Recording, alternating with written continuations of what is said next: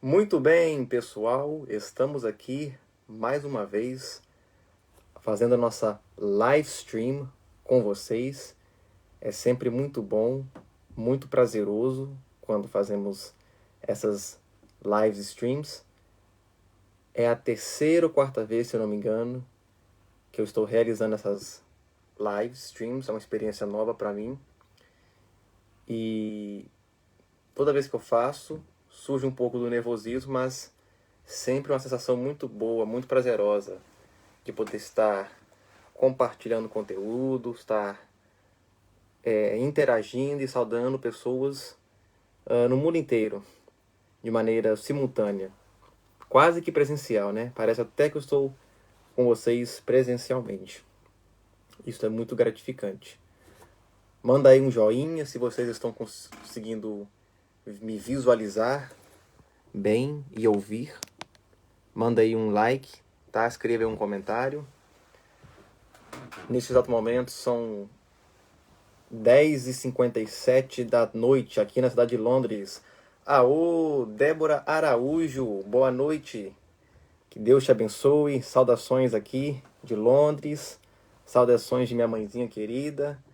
Deus abençoe você aí nos Estados Unidos, sua família, todos vocês. Em breve vamos estar aí, se Deus quiser, viu? Manda aí, gente, comentários se vocês estão conseguindo ouvir. Estão conseguindo me ouvir direitinho? Manda aí nos comentários. Muito bem, pessoal. Como eu disse, essas live streams que nós estamos realizando é uma experiência nova para mim, mas é muito gratificante e cada vez que eu faço, mais animado eu fico e mais inspirado, sabe? Para continuar. Muito bem. Hoje eu vou abordar um assunto bastante interessante, muito rico, profundo. Provavelmente terei que realizar 2 lives para abordar este assunto. E mesmo assim, será apenas um resumo. Mas o meu intuito é que após estas lives, após a apresentação deste conteúdo, vocês se sintam instigados, se sintam encorajados para investigar e buscar mais e mais conhecimentos acerca da palavra de nosso bom Deus, nosso Criador. Vamos dar mais um tempinho para o pessoal chegar. Para alguns é polêmico, para outros nem tanto, mas com certeza vocês vão sair daqui, para a honra e glória do Senhor, edificados. E se eu conseguir enaltecer Cristo, que é o nosso foco principal, e também conseguir fazer com que vocês ampliem a visão e consigam enxergar por vários ângulos a partir do que eu vou falar, ou seja, ampliam a perspectiva de vocês acerca do mundo espiritual, por exemplo, eu vou me sentir satisfeito e vou sentir que eu consegui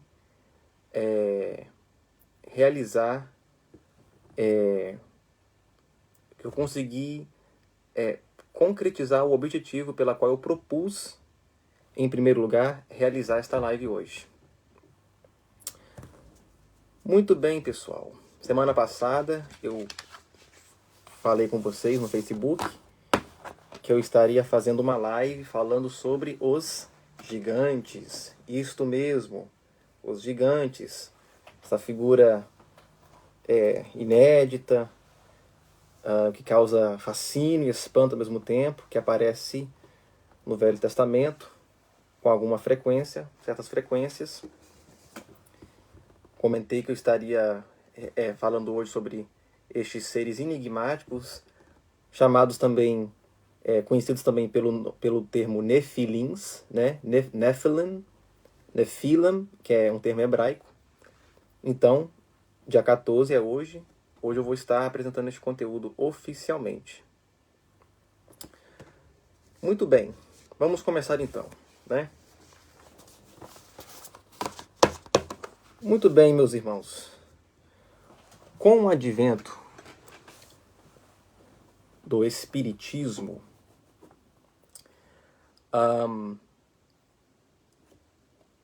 tem se despertado no mundo inteiro um grande interesse, não só pelo conhecimento das coisas espirituais, do mundo espiritual, mas surgiu também um fenômeno pela qual se tem buscado estudar com muita frequência ultimamente, que é o fenômeno conhecido como mediunidade. Vamos chegando, pessoal, comentam aí, vocês estão conseguindo ouvir? Me deixe saber aí, nos comentários. Chamem seus amigos, seus parentes, vamos participar aqui desse bate-papo. Então, com o advento do Espiritismo, muito se tem abordado e estudado sobre o fenômeno conhecido como a mediunidade, certo? O que é o Espiritismo? Uma doutrina religiosa de cunho filosófico e científico, ou seja, de caráter filosófico e científico, cuja principal crença gira em torno da constante evolução espiritual do ser humano através das reencarnações. Esta doutrina religiosa, como nós conhecemos ela hoje, ela surgiu na França, não muito longe aqui da Inglaterra, no século XIX, a partir de estudos e observações que foram realizadas pelo renomado pedagogo e educador francês, chamado Hippolyte Léon Denisard Rivali, mais conhecido pelo pseudônimo de Allan Kardec. Ele viveu entre 1804 e faleceu no ano de 1869, de nossa era. Fala, meu querido primo Estevão, tá conseguindo me ouvir direitinho? Manda aí nos comentários, tá bom? Se você está conseguindo me ouvir. Que bom que você está aqui participando comigo deste bate-papo, desta live, fico muito feliz.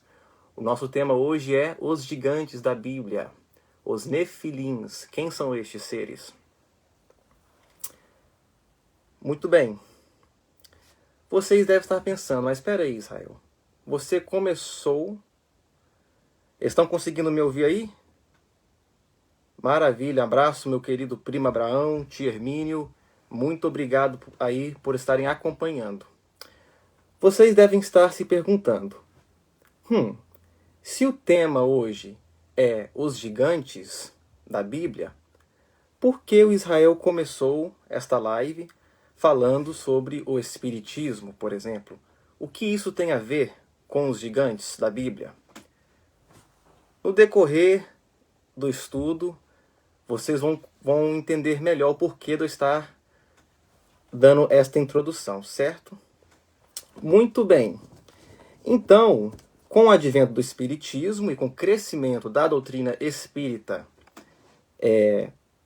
que acredita na reencarnação, certo? Pelo mundo afora, e há outras religiões e filosofias que também acreditam na reencarnação, certo? Surgiu bastante curiosidade de muitas pessoas pelo mundo afora, inclusive de pesquisadores dos Estados Unidos, por exemplo, aqui na Europa, cientistas renomados no mundo contemporâneo, certo? Acerca do fenômeno da mediunidade.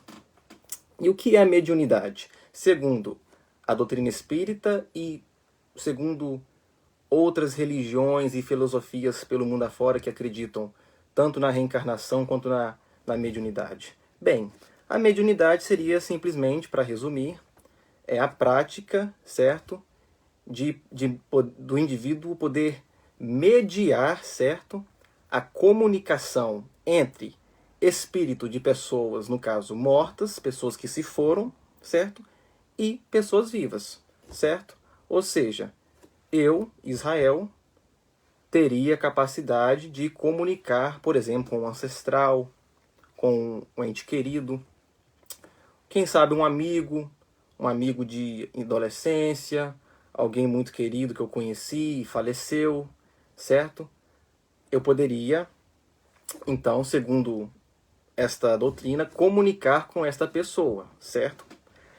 Falecida, no caso. E esta comunicação, no caso, ela teria que ser feita pelos médiuns, certo? Que seria o indivíduo que estaria servindo de ponte, certo? De uma ponte de comunicação entre este mundo invisível, sobrenatural, com o mundo natural, o mundo visível. Pois bem, segundo os espíritas, esta comunicação, para nós vivos, ela pode ser feita por várias formas. Ela pode ser feita, por exemplo, com o que eles chamam de psicofonia, que no caso seria através da fala, certo? O espírito da pessoa falecida, do ente querido, do amigo, comunicaria com você através da boca do médium, certo? Existe também a psicografia, que no caso seria a comunicação do morto com o vivo, certo? Através da escrita, ou seja, o médium servindo de ponte entre este espírito da pessoa falecida e a pessoa viva, né? Ele estaria escrevendo, certo? Sob a influência desse espírito, dessa pessoa falecida, e então fazer a comunicação. Existe também, segundo os espíritas, a mediunidade da vidência, que no caso seria a capacidade da pessoa, do indivíduo, enxergar o espírito desta pessoa falecida e comunicar com esta pessoa diretamente. Muito bem. Segundo o físico francês Patrick Drouot, pesquisador do Instituto Monroe, dos Estados Unidos. Olha aí, ó. Olha o que ele disse, gente. Aliás, não é possível dizer que a mediunidade não exista. Olha aí. Olha aí a ciência empírica, cada dia confirmando mais e mais a realidade do mundo espiritual. Olha o que ele diz. Não é possível dizer que a mediunidade não exista. A ciência sabe como o cérebro funciona quimicamente, mas ainda não sabe ou não descobriu o que faz o cérebro funcionar nos casos mediúnicos. Depois que eu encerrar esta live, eu vou deixar nos comentários, e quero encorajar todos que assistam, eu vou deixar nos comentários, depois que eu encerrar esta live, vai ficar gravado aí no meu perfil, certo? Eu vou deixar aí 2 links, um mostrando uma matéria feita por cientistas europeus e americanos, mostrando a atividade cerebral dos médiums, certo? Que é diferente do indivíduo comum. E também um outro link mostrando uma mulher que também passou por esse experimento de ressonância magnética americana, a médium Teresa Caputo, para vocês ampliarem a visão acerca disso, certo? E enxergarem o quanto a ciência está, a cada dia, nos confirmando que o sobrenatural, que o espiritual existe. Ou seja, está confirmando para nós, meus irmãos, o que a Bíblia, não no que diz respeito a essas doutrinas de reencarnação, isso é outra questão. Eu estou falando do que tange a existência do mundo sobrenatural. O que a Bíblia vem nos confirmando há milênios, ou seja, que existe o espiritual de fato. Correto? Muito bem. Eu vou deixar aí nos comentários. Então, como eu disse, existem vários tipos de mediunidade. Os médiuns auditivos seriam aqueles que conseguem ouvir os espíritos dos mortos, no caso do desencarnado.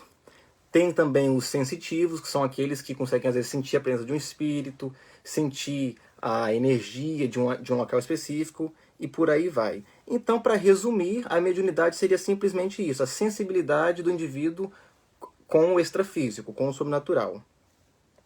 Muito bem. Vamos refletir agora, meus irmãos, no seguinte. Com o advento dessa doutrina no século XIX, aqui na França, certo? E com o avanço das últimas pesquisas recentes científicas acerca disto, nós como cristãos, nós que acreditamos na Bíblia Sagrada como uma fonte de inspiração divina da palavra de Deus. O que nós cristãos temos a dizer a respeito disto? A respeito, por exemplo, destas descobertas científicas que têm sido, que foram realizadas ultimamente. Vou dar um tempo para vocês refletirem. O que nós cristãos, o que a Igreja do Senhor Jesus Cristo tem a nos dizer sobre isto que está acontecendo? Depois da pandemia, por exemplo, despertou-se também, com bastante intensidade, interesse pelo sobrenatural. Então, o que nós temos a dizer sobre isto? Na história do Espiritismo, por exemplo, a gente vai descobrir que essa doutrina ela se espalhou pelo mundo afora de maneira bem acelerada, no Brasil também. Se eu não me engano, embora o Espiritismo tenha surgido na França, ele é o espiritismo mais organizado do mundo, é em solo brasileiro, é no nossa querida pátria amada, Brasil, certo? E nos países que estão ao redor do Brasil, certo? Durante a guerra dos 10 anos, por exemplo, em Cuba, grande parte da população que estava em pânico, sofrendo por causa da perda dos seus entes queridos, eles foram capazes, segundo a história, de aliviarem boa parte desta carência, dessa sua dor emocional, certo? Recorrendo ao espiritismo, certo? Que no caso, segundo a doutrina, segundo estes, teriam lhes permitido comungar com entes queridos mortos. Então eu pergunto você mais uma vez, o que nós cristãos, o que a Bíblia Sagrada tem a nos dizer a respeito disto, meus irmãos? Vou dar um tempo para vocês refletirem nesta pergunta. O que nós temos a dizer a respeito disto? Os cubanos foram capazes de aliviar boa parte de sua dor emocional, recorrendo ao espiritismo. Recentemente tivemos a pandemia em 2020. Muitas pessoas perderam entes queridos de maneira assim inesperada. E talvez, quem saiba, não sei, muitos tenham se despertado interesse por esses tipos de comunicação, porque o ser humano, de fato, ele é carente por natureza, né? Quando Jesus Cristo estava prestes a realizar sua ascensão, ele alertou os discípulos, olha, eu vou me ausentar. Os discípulos ficaram aterrorizados, não, Senhor, mas espera aí, como é que nós vamos fazer? O Senhor vai ficar ausente, não vamos ficar sem o Senhor? Vamos sofrer com a tua ausência. Aí o que Jesus faz? Olha, eu vou, mas eu vou lhes deixar um outro consolador no meu lugar, que vai consolar o coração de vocês, confortar o coração de vocês, certo? Por causa da minha ausência. Então o ser humano, ele tem esta carência. Não adianta nós querermos aqui apontar o dedo e falar, ah, senão fulano é endemoniado, fulano é do capeta. Não, peraí, vamos raciocinar, certo? O que leva as pessoas a se interessarem, certo? Por essas doutrinas, a aderirem a essas religiões, certo? Vamos pensar. O ser humano é de fato carente, certo? E o fato das pessoas terem perdido entes queridos de maneira inesperada criou nelas mais ainda o interesse. Isto, com certeza, contribuiu, foi favorável para o crescimento da doutrina espírita pelo mundo afora. Então eu volto à pergunta, o que nós temos a dizer sobre isto? Pois bem, meus irmãos, se nós analisarmos, talvez de maneira breve, bem superficial, as Escrituras Sagradas, provavelmente nós vamos responder que a Bíblia não nos fornece muita informação, muita fonte de informação acerca disto. Alguns vão dizer que ela simplesmente fala, mas sempre com tom agressivo, de proibição, né? Mas não explica o fenômeno da mediunidade, por exemplo, de maneira mais aprofundada. Então, e aí? O que nós temos a dizer a respeito disto?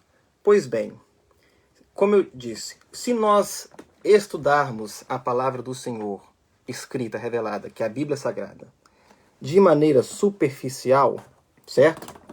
De fato, vamos achar que a Bíblia de fato não fornece muita informação. Fornece, mas bem superficialmente, bem pouco, certo? Pouca informação acerca disso, certo? Mas se nós aprofundarmos, certo? E é isso que nós vamos tentar fazer juntos. Se nós investigarmos, certo? E é o que nós vamos fazer hoje, juntos. Vamos descobrir, meus irmãos, bastante coisa, certo? E vamos descobrir que, na verdade, a Bíblia fornece uma bagagem de informação mais profunda que nós achamos acerca disto. Célis Pereira, meu primo querido, obrigado aí por estar participando, tá? Deus abençoe você aí nos Estados Unidos, tudo de bom para vocês, todos vocês estão assistindo. Chamem seus amigos, chamem seus parentes, porque hoje o assunto vai ser profundo, viu? Então, vamos começar então a nossa investigação e o nosso tema. Agora que eu dei esta introdução breve, despertei em vocês a curiosidade, agora nós vamos começar e no decorrer vocês vão entender o porquê que eu falei sobre isso na introdução, certo? Muito bem. A palavra espírito. O que vem na mente de vocês quando vocês escutam esta palavra, espírito? Vou dar um tempo para vocês refletir. Espírito. O que significa isto? O que vem na sua mente? Qual a ideia que surge na sua cabeça quando você escuta esta palavra, espírito? A palavra em si, se nós formos na origem etimológica da palavra, certo? Da palavra espírito, esta palavra ela significa o seguinte, ela significa respiração ou sopro, certo? Este é o significado original da palavra espírito, certo? Com o passar do tempo, este termo, por causa da riqueza de seu significado, por causa vamos dizer assim, do encorajamento à imaginação que ela nos traz, ela foi adquirindo outras definições, certo? Então, nós podemos dizer que a palavra espírito, de fato, é um termo abrangente e que nos leva à reflexão, certo? Então, nós temos hoje bastante conceitos diferentes, bastante definições diferentes para definir para a palavra espírito, certo? A palavra espírito adquiriu, com o passar do tempo, diversos significados. Então, por exemplo, nós podemos dizer que espírito se refere, no caso, a um ser incorpóreo, certo? Nós podemos dizer que a palavra espírito pode significar energia, por exemplo, um outro exemplo. Podemos dizer, por exemplo, em estado de espírito, o fulano está... o estado de espírito do fulano não está muito favorável, ou seja, a pessoa, no caso aqui, não está se referindo a um ser sobrenatural, mas sim a um estado de emoção do indivíduo, né? O estado de espírito da pessoa está deprimido, né? A palavra espírito pode significar também coragem, ela pode significar vigor. Então, na verdade, meus irmãos, o significado do termo espírito hoje, ele vai depender do contexto ao qual eu vou estar utilizando o termo, certo? O significado vai depender do contexto ao qual vamos estar fazendo o uso da palavra, certo? Então, dependendo do contexto, espírito pode se referir a um estado de emoção, como pode se referir a consciência, tem um significado de consciência também, pode se referir a um ser incorpóreo e por aí vai. Correto? Muito bem. O que eu quero dizer é o seguinte: para nós cristãos, certo? Embora o termo seja abrangente e de vários significados, certo? Em diversas religiões, para nós cristãos, espírito, o termo espírito, ele pode se aplicar em 4 contextos. Ou seja, quando se fala de espírito, nós podemos dizer que há 4 tipos, certo? 4 tipos. Como assim? Eu vou explicar. Para nós cristãos, quando se fala em espírito, se fala nas seguintes classificações. Primeiro, o Espírito de Deus, representado aqui na Terra hoje pelo Espírito Santo, o Consolador prometido por Cristo antes de sua ascensão. Não vamos entrar no mérito da Trindade agora para não fugirmos do tema, que é muito complexo, certo? Segundo, pode se referir aos seres angelicais, ou seja, tanto aos seres da luz quanto aos seres rebeldes, caídos das trevas, certo? Que foram contra Deus, certo?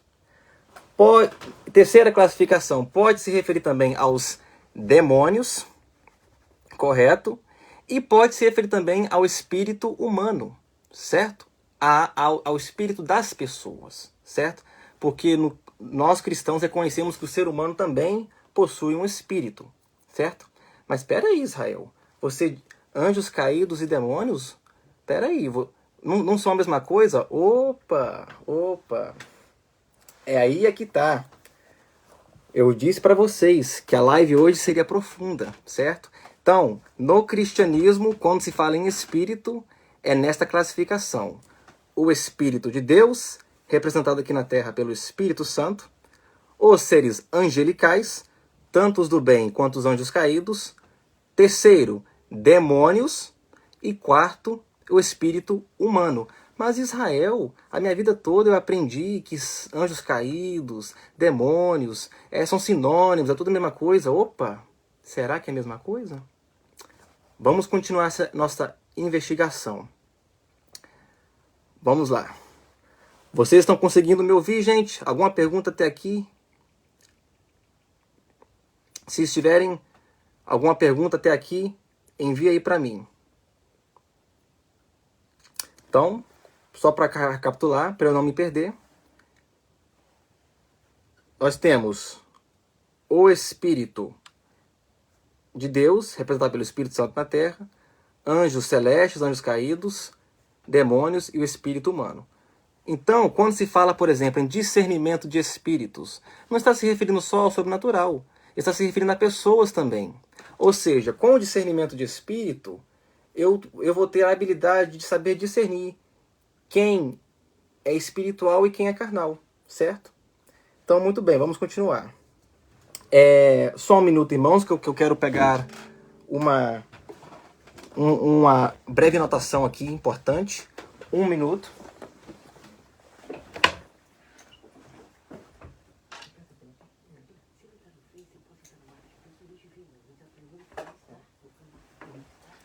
Uma breve anotação, meus irmãos, que eu preciso mostrar antes de nós prosseguirmos ao assunto. Um diálogo que eu estava tendo com uma amiga minha acerca disto. Deixa eu pegar aqui a anotação. Pegue um papel, tá? Pegue um cafezinho, pegue uma caneta, pegue uma Bíblia, porque hoje o estudo vai ser aprofundado e com a Bíblia vai ser mais fácil vocês me acompanharem. Amém? Então vamos lá. Existe uma ideia de que o ser humano ele é composto por 3 substâncias primordiais, certo? Corpo, alma e espírito. Esta linha que afirma isto se chama tricotomia. Tricotomia. Muito bem. Platão, filósofo grego da antiguidade, por exemplo, defendia a tricotomia, defendia esta ideia. Esta ideia também está presente no cristianismo. Nós vemos que na Bíblia existem as 2 expressões alma e espírito, certo? Então a tricotomia, ela defende o quê? Que há uma distinção entre alma e espírito, certo? Que as 2 coisas são diferentes, certo? Existe uma outra linha, conhecida como dicotomia, que defende o oposto. Ou seja, que não há esta distinção, que alma e espírito são sinônimos, seriam apenas 2 termos para a mesma coisa, ou seja, que o ser humano é apenas composto por 2 substâncias primordiais, corpo e alma, certo? Então, dicotomia, o ser humano é composto por 2 substâncias primordiais, e tricotomia, o ser humano é composto por 3 substâncias primordiais. Muito bem. Só aí uma curiosidade, certo? Então vamos começar. Vamos começar o nosso tema, certo? Como eu disse, deixa eu só devolver aqui a anotação aqui.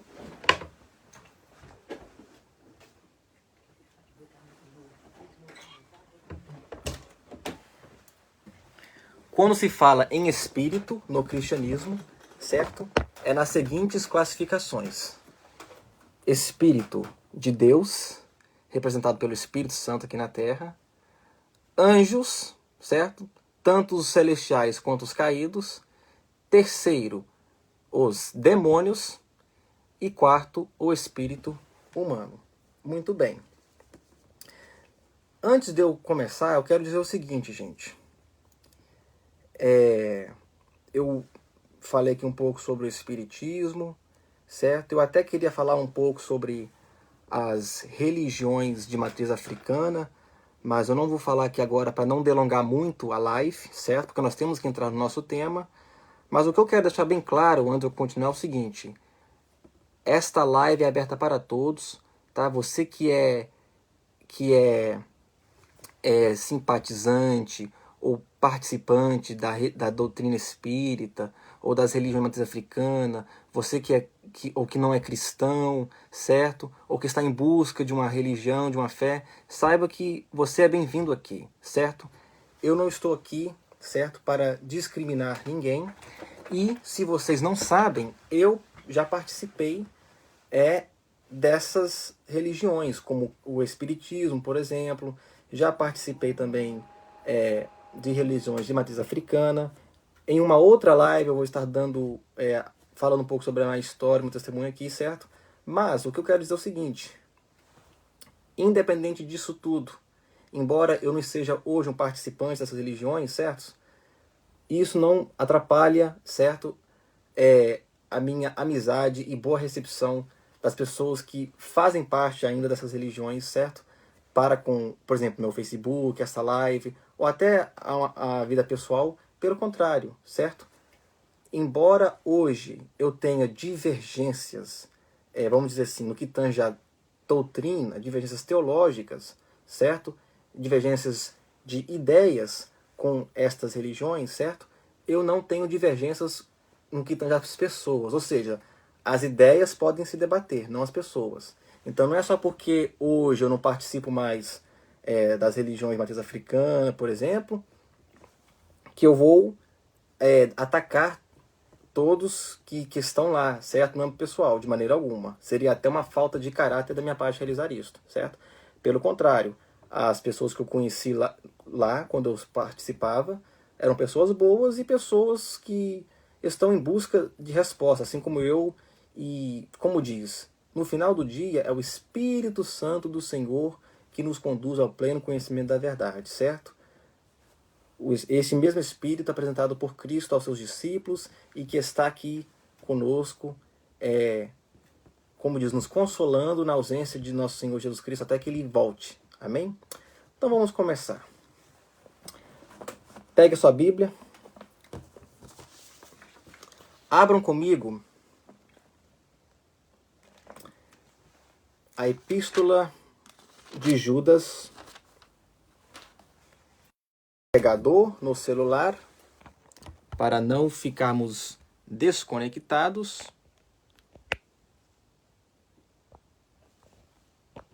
Vamos ver se este carregador está funcionando.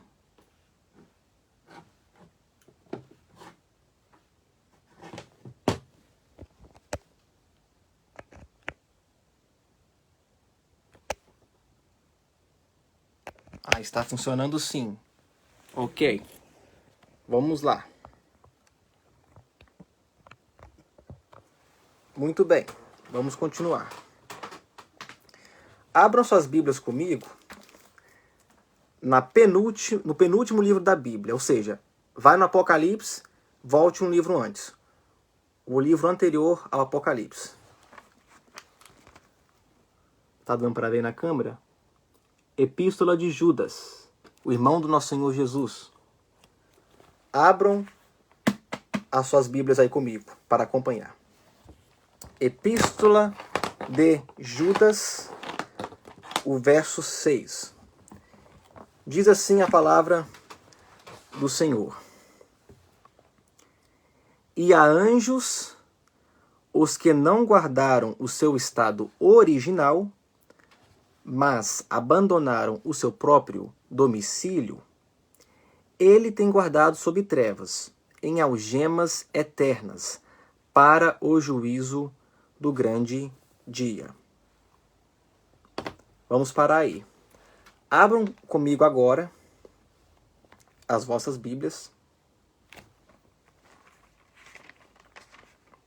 em 2 Pedro, um pouquinho antes de Judas, está bem fácil de achar. 2 Pedro, capítulo 2, vamos começar a ler a partir do versículo 4. 2 Pedro, capítulo 2, a partir do versículo 4. Diz assim a palavra do Senhor. Vamos ler. Ora, se Deus não poupou anjos quando pecaram, antes, precipitando-os no inferno, os entregou a abismos de trevas, reservando-os para juízo. Vamos parar aqui, por enquanto. Como nós acabamos de ver nestas duas passagens bíblicas, a Bíblia nos fala de um grupo específico de seres angelicais, certo? Que, no momento, estão aprisionados. Ou seja, enquanto eu estou aqui realizando esta live para expor este conteúdo a você que está me assistindo, existe um grupo de anjos, certo? Que, segundo a palavra do Senhor, estão aprisionados, certo? Em algemas. A Bíblia fala que esses anjos não permaneceram em sua posição de autoridade. O que significa isso? Esses anjos não permaneceram numa posição em que o Criador deles, Deus, os teria autorizado a permanecer, a agir, certo? Eles deixaram a sua morada e operaram fora do âmbito de sua autoridade. A Bíblia afirma que esses anjos estão, no momento presente, mantidos presos, certo? Em um lugar conhecido, chamado de Tártaro. Tártaro, na mitologia grega, é o lugar de punição. No original, este termo, Tártaro, ele era usado para descrever a região mais profunda do mundo, a mais baixa das duas partes do submundo, onde, segundo os gregos, os deuses trancavam os seus inimigos. Gradualmente, passou a significar todo o submundo, em geral. Embora nós cristãos não acreditemos na mitologia grega, certo? É interessante saber que este termo grego, Tártaro, certo? Ele aparece uma única vez em todo o Novo Testamento. Anotem aí, certo? O termo Tártaro, certo? Oriundo da mitologia grega, aparece, meus irmãos, uma única vez em todo o Novo Testamento. E onde é que ele aparece?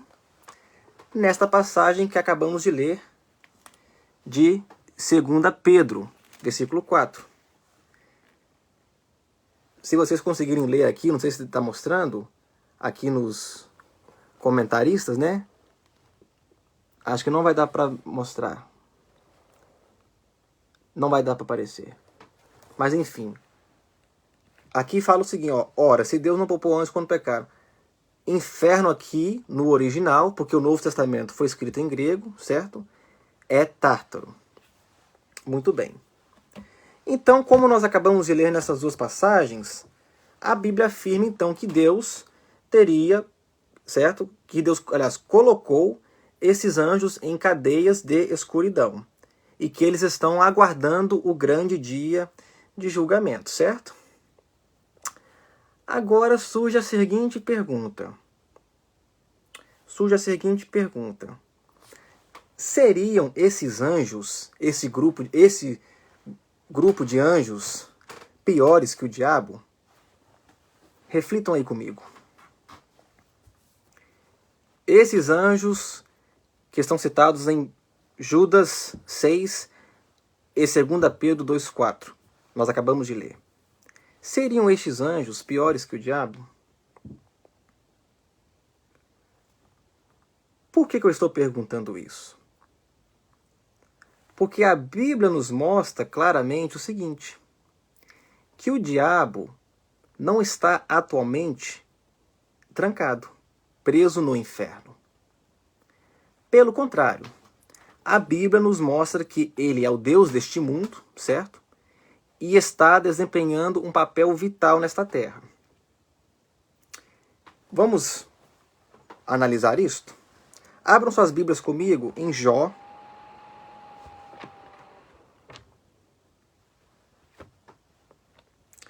Jó capítulo 1, versículo 7.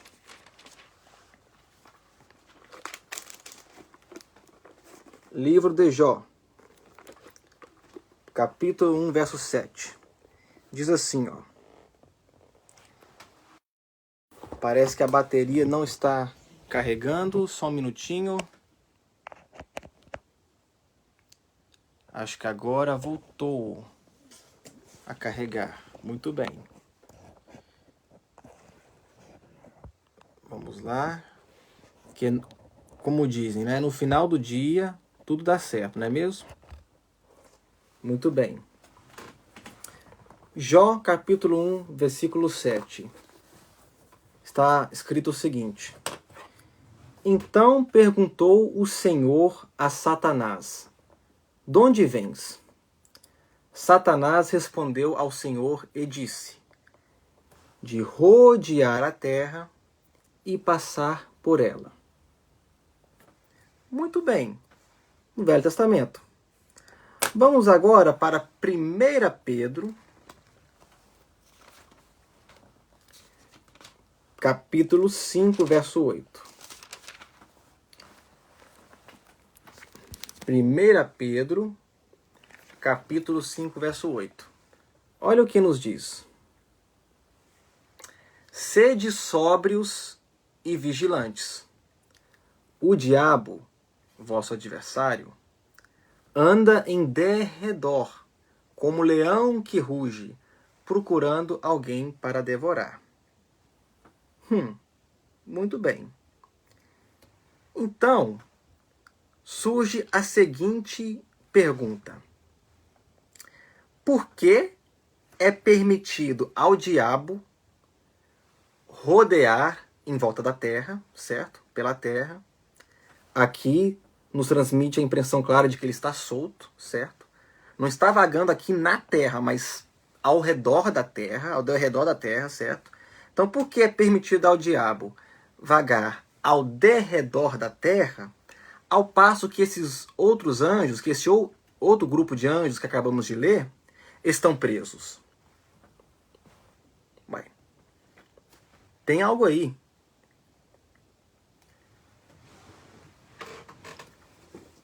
E, então vamos lá, vamos recapitular. Nós lemos aqui, certo? Nessas duas passagens bíblicas de Judas e Pedro, e 2 Pedro, que existe um grupo de anjos, de seres angelicais, que estão atualmente presos, certo? Literalmente. E, ao mesmo tempo, a Bíblia nos mostra que o diabo está vagando ao redor da terra, está solto, certo? E no mesmo tempo, em Efésios 6,12, nos diz que a nossa luta é invisível e que a nossa luta é contra os principados, potestades, neste caso aqui, se referindo aos anjos caídos, que estão atuando aonde? Nas regiões celestes. Então, peraí. Algo, como diz os americanos, the puzzles aren't matching here. Ou seja, as peças do quebra-cabeça não estão encaixando. Uma hora, a Bíblia nos diz que os anjos estão presos em algemas eternas, no abismo, no Tártaro, certo? Aguardando o grande julgamento. Outra hora, Paulo nos diz que a nossa guerra é contra os anjos caídos que estão atuando nas regiões celestes, são soltos pelas regiões celestes, certo? Então, peraí. O que está acontecendo aqui? Será que é tudo a mesma coisa? Algo está errado neste ensino. Muito bem. Vamos esclarecer isto agora, certo? Então, Judas 1:6, 2 Pedro capítulo 2, verso 4. Seriam esses anjos piores que o diabo?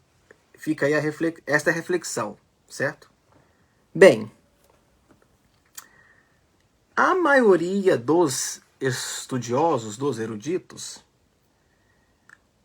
acreditam, e eu também acredito, que esses anjos, certo, que nós vemos que estão presos em algemas, de Judas e 2 Pedro, certo, se referem àqueles anjos mencionados em Gênesis capítulo 6. Vamos comigo em Gênesis capítulo 6.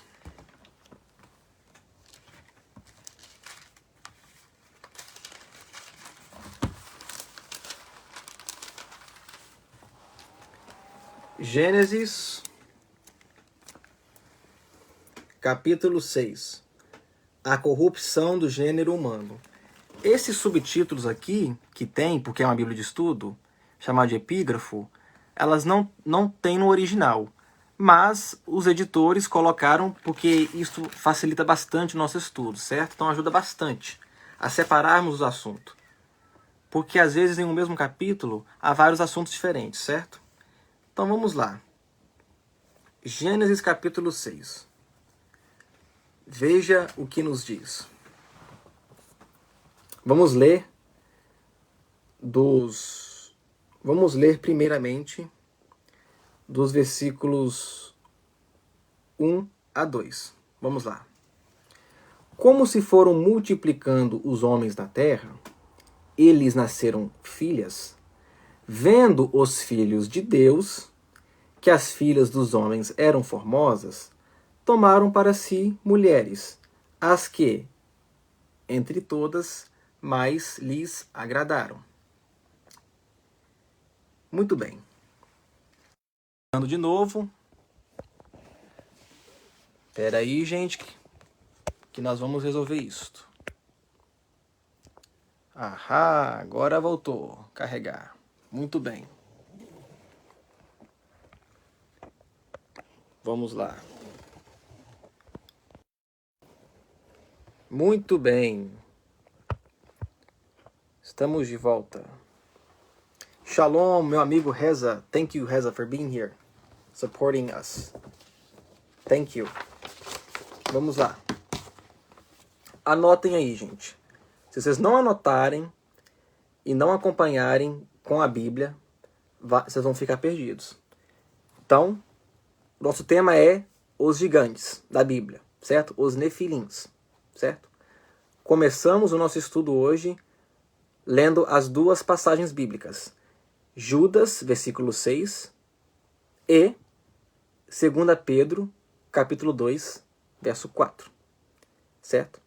Vemos nestas duas passagens que existe um grupo de anjos que estão atualmente presos, certo? Segundo os estudiosos, esses anjos, certo, citados em Judas e 2 Pedro são aqueles mencionados em Gênesis 6, que eu acabei de ler aqui agora, certo? E eu levantei a seguinte reflexão, para colocar em vocês o espírito investigativo. Se o diabo está solto, segundo a Bíblia, por que esses anjos estão presos, certo? Em algemas eternas. E se os anjos caídos, segundo a Bíblia, estão presos em algemas eternas, por que Paulo fala que eles estão nas regiões celestes, que a nossa luta é contra ele? Espera aí. Como explicar isso, certo? Então, é o que nós estamos realizando aqui hoje, certo? Muito bem. Então, a maioria dos eruditos acreditam que esses anjos são os mencionados em Gênesis 6, que eu acabei de ler aqui agora, certo? Que, segundo eles, certo, foram atrás das filhas dos homens e então geraram estes seres enigmáticos, que é o nosso tema hoje, os gigantes, os nefilins, certo? Então, é necessário realizarmos a seguinte investigação. Quem são os filhos de Deus, certo? Mencionados aqui em Gênesis 6, versículo 2. Muito bem, existem 5 linhas de pensamento que procuram explicar, certo? Eu respeito todas as 5, certo? E por isso quero abordar as 5 linhas aqui, para vocês pesquisarem depois e saber que existem essas 5 linhas de pensamento, certo? Mas, vamos lá. A primeira linha diz que, vamos lá, Gênesis 6, versículo 2. Vendo os filhos de Deus, que as filhas dos homens eram formosas, tomaram para si mulheres, as que, entre todas, mais lhes agradaram. A primeira linha defende o seguinte. Diz que estes filhos de Deus aqui se refere à descendência de Sete. Sete é aquele camarada que substituiu Abel, certo? Lembra da história que Caim matou Abel, certo? Então, Sete deu continuidade à fé piedosa de Abel, certo? Então, esta ideia sugere o seguinte, que os filhos de Deus, relatado aqui em Gênesis 6:2, são os descendentes de Sete, que no caso teriam se casado com as filhas dos homens, que no caso seria a descendência ímpia de Caim, certo? Vamos voltar aqui um pouquinho, ó. Em Gênesis 4, verso 25, ó. Tornou Adão a coabitar com a sua mulher, e ela deu à luz um filho, a quem pôs o nome de Sete. Porque, disse ela, Deus me concedeu outro descendente em lugar de Abel, que Caim matou. A Sete nasceu-lhe também um filho, ao qual pôs o nome de Enos, daí se começou a invocar o nome do Senhor. Então, esta primeira linha defende isso, certo? Que seria o seguinte, os descendentes de Sete se relacionando com a descendência ímpia de Caim, certo? A segunda linha diz que esses filhos de Deus aqui se refere a anjos, a seres celestiais, que no caso teriam se relacionado com os seres humanos, no caso com as mulheres, as filhas dos homens. A terceira linha diz que os filhos de Deus aqui em Gênesis 6:2 seriam os heróis do passado mítico, certo? Ou reis tiranos, certo? Que teriam se relacionado com as mulheres da terra. Nós temos histórias, por exemplo, no Antigo Oriente Próximo, como exemplo, a história de uma pessoa chamada Gilgamesh, que era metade deus e humano, ou seja, uma espécie de ser andrógeno, só que não do sexo feminino com masculino, mas sim, no caso da natureza divina e humana, certo? E este, segundo a lenda, teria conquistado bastares, realizado feitos poderosos e tal, certo? Então a terceira linha diz que são os heróis do passado mítico, certo? A quarta linha diz que os filhos de Deus seriam simplesmente humanos, pessoas comuns que estariam possuídos ao se relacionarem com essas mulheres, certo? E a quinta linha diz que se refere simplesmente a homens e mulheres em geral. Então, vamos repetir para resumir. Primeira linha, os filhos de Deus são a descendência de Sete. Segunda linha, os filhos de Deus são seres angelicais. Terceira linha, os filhos de Deus são heróis do passado mítico, reis tiranos. Quarta linha, os filhos de Deus são pessoas que estavam possuídas quando se relacionaram com mulheres. E a quinta linha se refere a homens e mulheres em geral. Muito bem. Se nós continuarmos a leitura, nós vamos descobrir que, por causa desta relação que houve, destes filhos de Deus para com estas filhas dos homens, certo? O Senhor, então, disse o seguinte: o meu espírito não agirá para sempre no homem, pois este é carnal, e os seus dias serão 120 anos. No verso 4 diz o seguinte: ora, naquele tempo havia gigantes na terra. E também depois, quando os filhos de Deus possuíram as filhas dos homens, as quais lhe deram filhos, estes foram valentes, varões de renome na antiguidade, certo? Muito bem. Vou parar por aí. Então, surge a seguinte pergunta. Se esses filhos de Deus aqui... Vamos começar com a primeira linha, certo? Que diz que são a descendência, que se refere à descendência de Sete. Espera aí que eu vou ter que pegar um outro carregador, pessoal. Vou ter que pegar um outro carregador aqui, porque está desconectando. Espera aí.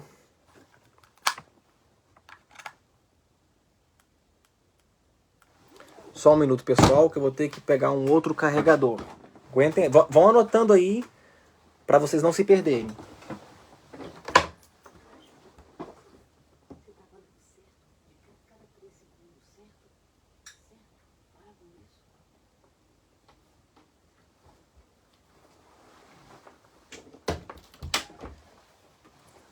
Vamos lá, pessoal.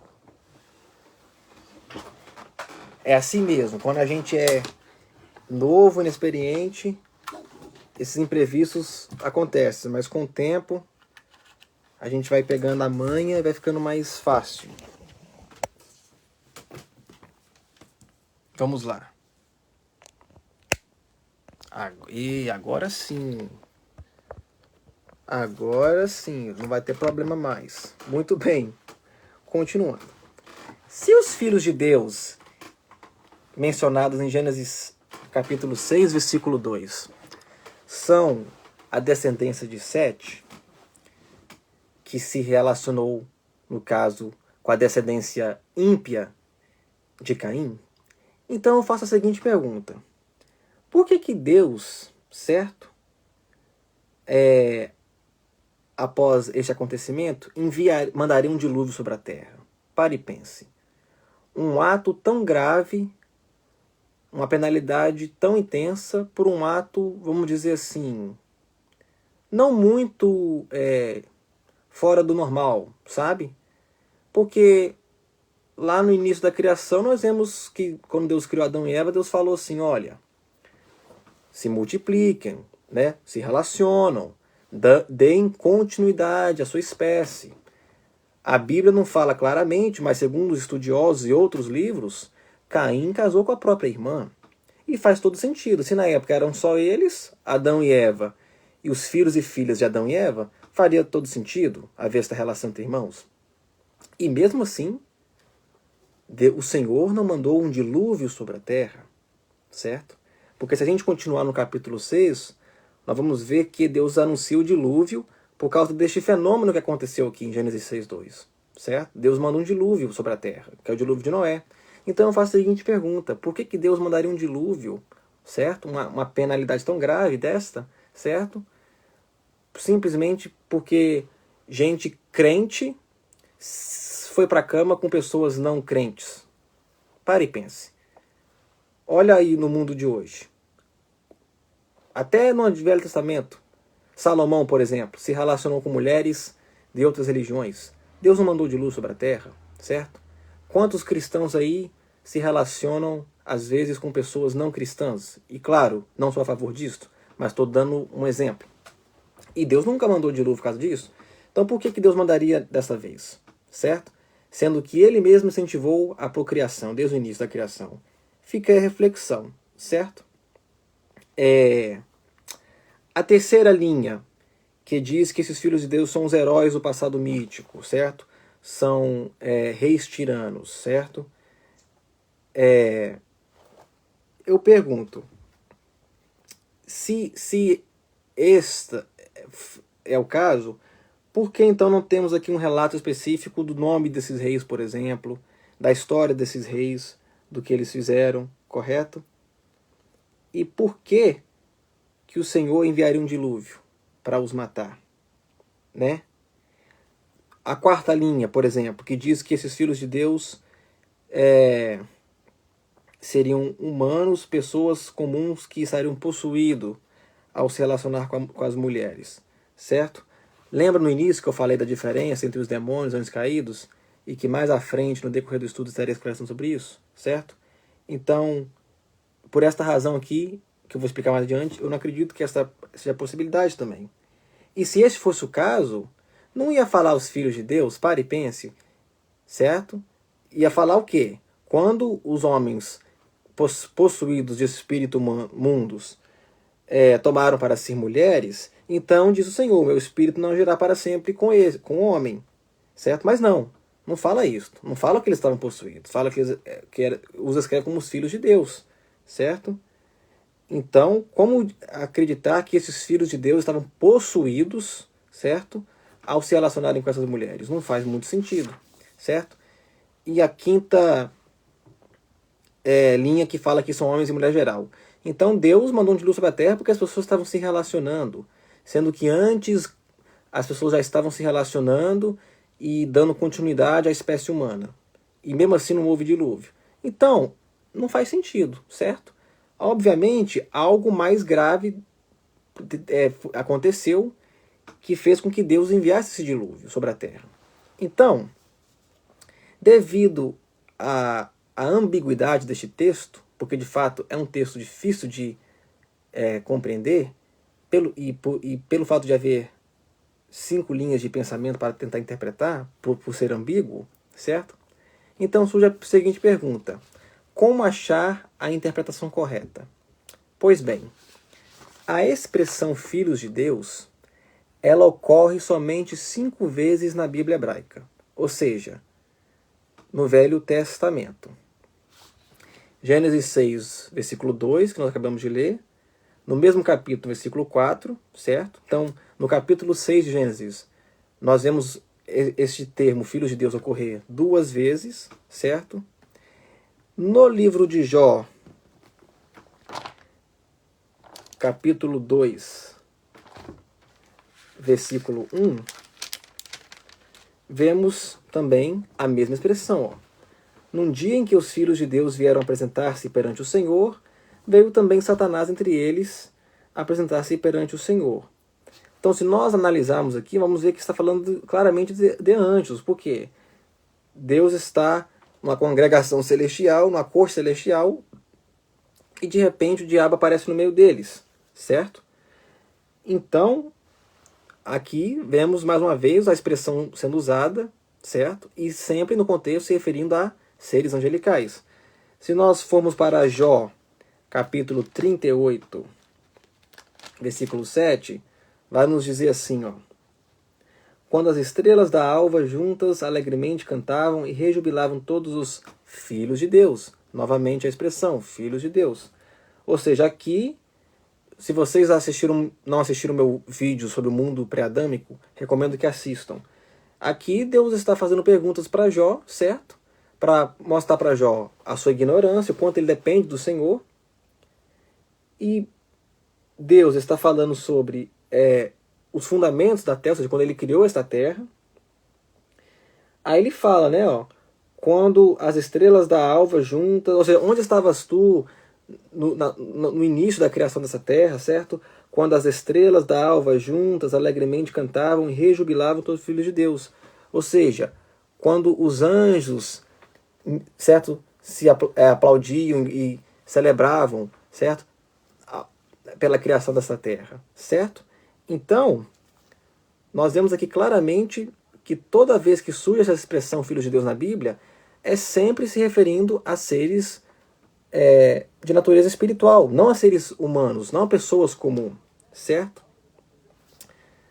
Se nós observarmos o texto em Daniel 3:25, Daniel, capítulo 3, verso 25, vai nos dizer o seguinte. Daniel 3:25 nos diz assim, ó. Quando Sadraque, Mesaque e Abednego estão na fornalha, né? Porque eles não queriam se render à estátua do rei Nabucodonosor. Aí olha que interessante. Tornou ele e disse: Eu, porém, vejo 4 homens soltos que andam passeando dentro do fogo sem nenhum dano. E o aspecto do quarto é semelhante a um filho dos deuses. Olha aí que interessante. Então a expressão filho de Deus, ela aparece pela última vez em aramaico, certo? No livro de Daniel. Porque o Velho Testamento foi escrito em hebraico e em aramaico, ao passo que o Novo Testamento foi escrito em grego, correto? Então, como nós vemos, há no total 6 aparições desta expressão em toda a Bíblia. E, no contexto, sempre se referindo a seres angelicais. Então nós temos que saber distinguir o uso dessa expressão de outros lugares, de outras passagens na Bíblia. Há outros lugares na Bíblia que indicam a ideia, a percepção de que o relacionamento de Deus para com o ser humano é como o de um pai para com o filho, certo? Ou seja, é similar a um relacionamento de pai para filho, certo? Sendo assim, Adão e Deus, por exemplo, teriam um relacionamento similar a um relacionamento de pai e filho, ou seja, um relacionamento de pai e filho, dessa mesma natureza. Um outro exemplo, na aliança que Deus faz com Davi, Deus e Davi também possuem uma relação de pai e filho, certo? Agora, o interessante é saber que, mesmo a relação do ser humano com Deus, com seu Criador, certo? Mesmo a Bíblia nos dando a ideia de que é uma relação similar à de um pai para filho, a Bíblia ela não usa esta expressão para se referir a Adão, por exemplo, certo? Não vemos na Bíblia a Bíblia se referir a Adão como sendo um filho de Deus, certo? Por exemplo, Davi, mesma coisa. Não vemos falar essa expressão na Bíblia, Davi, filho de Deus, certo? Então, não se utiliza esta mesma expressão linguística, filho de Deus, nem para se referir a Adão, nem para se referir a Davi, e enfim, os outros profetas e por aí vai, certo? Então, toda vez que esta expressão linguística aparece, filhos de Deus, no Velho Testamento, é sempre uma referência muito clara a seres angelicais. Então, muito bem.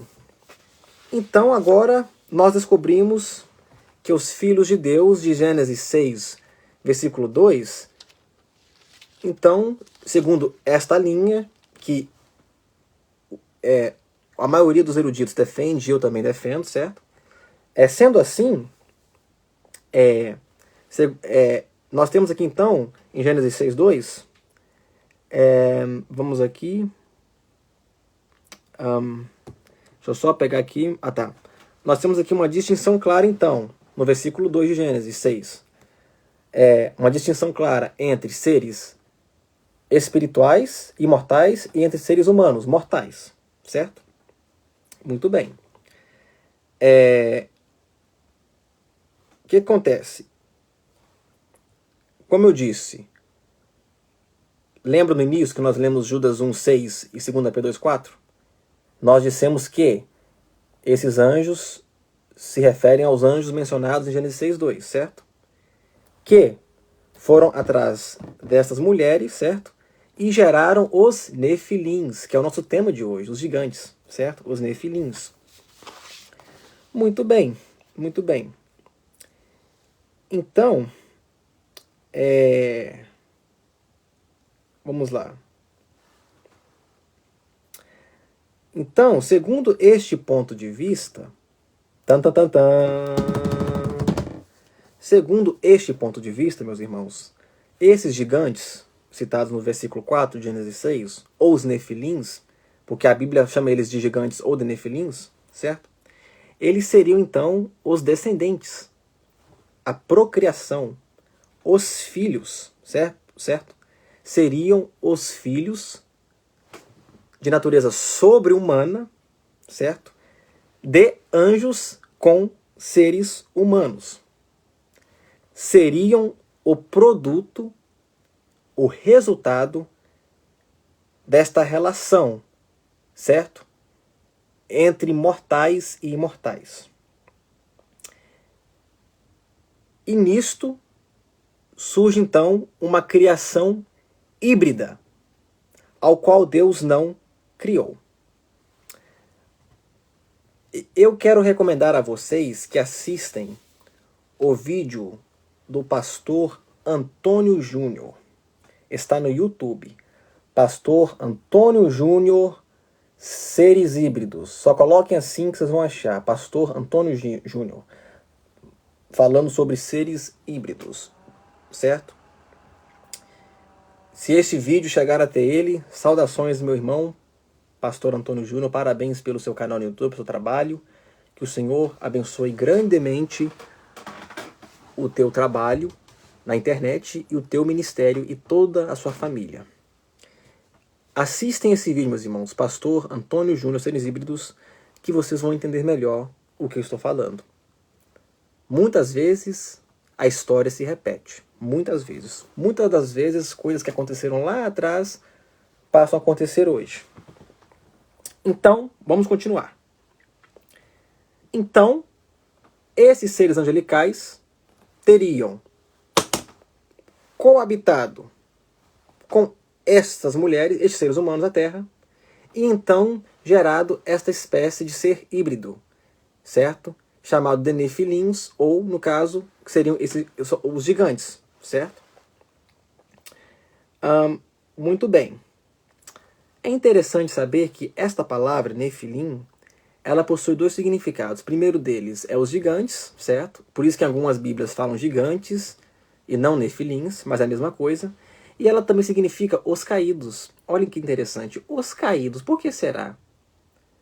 Porque reflete a origem deles, certo? No caso, eles nasceram, se originaram desses anjos que caíram, ou seja, se rebelaram contra Deus, certo?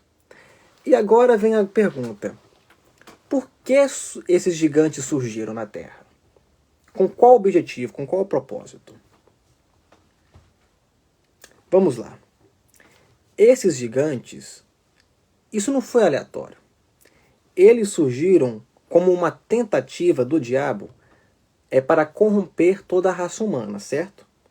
Fazendo com que os seres humanos se tornassem, vamos dizer assim, impróprios para qualquer uso piedoso da parte de Deus, certo? Em outras palavras, Satanás tentou colocar algo como um vírus genético do ser humano para então tornar a raça humana imprópria, para gerar o Messias prometido, que é Jesus, o nosso Senhor, prometido em Gênesis 3,15. Então o objetivo principal do surgimento destes gigantes, desta espécie de ser híbrido, foi barrar a vinda de Jesus Cristo, do Messias. Por quê? Vamos aqui rapidinho no Gênesis capítulo 3, versículo 15. Gênesis capítulo 3 fala sobre a queda do homem, de Adão e Eva, certo? Aí, quer ver, ó, Gênesis capítulo 3, ó, eu vou ler dos versículos 8 e 15 para vocês entenderem o contexto, ó. Depois que eles pecaram contra Deus, certo? Ó, quando ouviram Adão e Eva a voz do Senhor Deus, que andava no jardim pela viração do dia, esconderam-se da presença do Senhor Deus, o homem e sua mulher, por entre as árvores do jardim. E chamou o Senhor Deus ao homem e lhe perguntou: onde estás? Ele respondeu: ouvi a tua voz no jardim e, porque estava nu, eu tive medo e me escondi. Perguntou-lhe Deus: quem te fez saber que estavas nu? Comeste da árvore que te ordenei que não comesses? Então disse o homem: a mulher que me deste por esposa, ela me deu da árvore e eu comi. Disse o Senhor Deus à mulher: que é isso que fizeste? Respondeu a mulher: a serpente me enganou e eu comi. Então o Senhor Deus disse à serpente, olha, presta atenção, visto que isso fizestes, olha o que Deus fala com a serpente, no caso aqui prefigurando o diabo. Maldita és entre todos os animais domésticos, e o és entre todos os animais selváticos. Rastejarás sobre o teu ventre e comerás pó todos os dias da tua vida. Versículo 15. Deus falando com a serpente. Porém inimizade entre ti e a mulher, entre a tua descendência e o seu descendente. Este te ferirá a cabeça, e tu lhe ferirás o calcanhar.